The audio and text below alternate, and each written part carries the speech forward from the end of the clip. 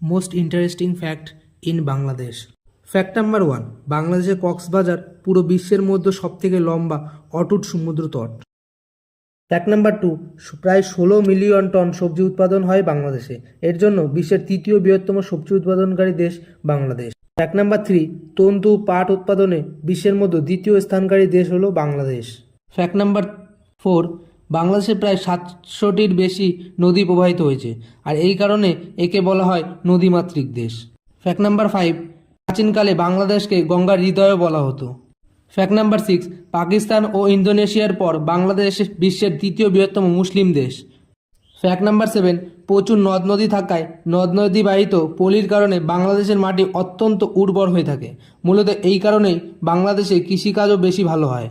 Fact number 8, বাংলাদেশে প্রায় 2000টিরও বেশি পত্রিকা ও খবরের কাগজ প্রতি বছর প্রকাশিত হয়।